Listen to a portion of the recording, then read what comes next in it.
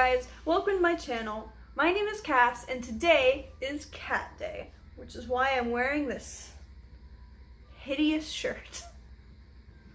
I decided it was time to tell you the rescue stories of these two cuties because this month is actually their birthday month. They were both born in May, a year apart. I'm going to try and pick them each up at least once, but if you own cats or know anything about cats, they don't always want to cooperate when you want to pick them up and such, so we'll see how that goes. But I've got lots of pictures, lots of cute clips to show you if they don't want to cooperate, which I'm sure they won't. I think I mentioned this in my Meet My Pets video, but my cats were actually my very first on my own pets. My first boy was Nato. His full name is actually Phoenix J. Tornado Anderson. Those first couple of bits were something that my brother-in-law named him, and he called him PJ. However, that is my mom's initials, and I felt really uncomfortable having a cat with like my mom's initials because a lot of people called my mom PJ. So it was just a little weird for me. So we ended up changing his name to Tornado. Reason being, that's how I got him. A tornado actually came through my hometown, and after the tornado was over and it was still storming, my then boyfriend, now husband, and his family found a group of 3 tiny little kittens sitting in a puddle outside in their yard. Their mom was nowhere to be seen. The storm was just continuing to be a mess, so they brought the kittens inside.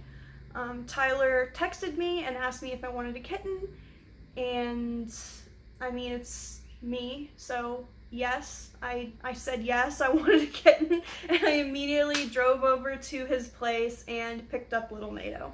He was an absolute mess of a kitten. He was a joy, but man was he a mess. His favorite thing to do was jump into bowls of wet food or bowls of milk, because I got him just after, or just during the time that I guess his mom was weaning him, so I did give him milk, kitten safe milk, not just like milk out of my fridge. But he did receive that, but he liked to jump in it, so he frequently had to get baths. That was lots of fun. But now he is a beautiful, majestic boy. I like to say that he's the most photogenic animal in the family because even his ugly pictures still somehow look like he's a little cat model. He's going to be 4 years old in a couple weeks. He loves to sleep on people, he always has, and he actually sleeps on Tyler's chest every single night. It is the cutest thing I've ever seen, and it just warms my heart. 1 year later, little Ollie came along. His full name is Oliver Angus Anderson. Now, I got Ollie when I went home to visit my parents for the summer after the end of a college semester, and a stray cat had actually given birth on our back porch. Unfortunately, a raccoon came onto our porch that night and killed most of the kittens, and Ollie was the only one left. I intended on bringing both him and his mother in the house so she could continue to nurse him and raise him, but his mom also had a really strange wound that looked like a spider bite on her stomach, so she was unable to nurse him. So I started bottle feeding him from that moment onward, and I had to feed him and help him potty every 2 hours. His ears weren't open, his eyes weren't open, he was just this little furry bean who couldn't eat or go to the bathroom on his own. It was very stressful. If you know anything about neonatal kittens, they can be absolutely healthy 1 second and just decline super fast the next. So I was very worried for the first couple of weeks. I took him everywhere with me. Every time I went to Tyler's house to visit, I took the kitten with me because he needed constant attention. But once he opened his little eyes and really started being a kitten, it was a lot less scary because I could just tell how much energy and how much life he had. I was actually the first thing that he saw and the first thing that he heard, so I don't think I'm ever going to have a bond with another animal the way I do with Oliver because, you know, he thinks I'm his mom. He sleeps in my arms every night.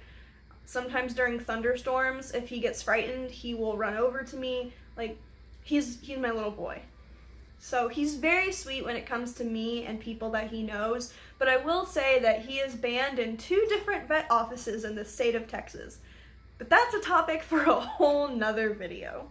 Little Ollie is going to be 3 years old this month. Both of my boys are actually harness trained, and they were my inspiration for starting this channel.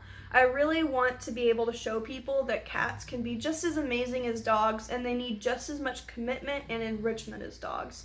Some people get cats because they're less maintenance, because cats are independent, but then end up with cats who scratch everything or cats who are really mean, typically because they don't give the cat the kind of enriching life that it needs, or they just start letting their cat go outside because, oh, well, my cat's bored.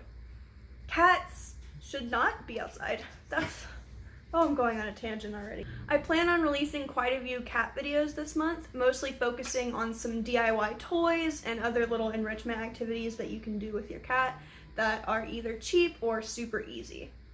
If you're interested in that, be sure to hit the subscribe button and hit the notification bell so you won't miss a thing. Thank you so much for watching, and I hope you enjoyed meeting my cat kids.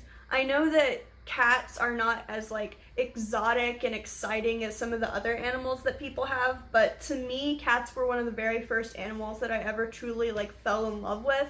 And while I don't see myself not owning dogs and other animals, I couldn't live without owning cats. If I had to pick one animal to keep for the rest of my life, it would probably be cats. I'm still a cat person at heart. What can I say? I hope you have a good week. Bye.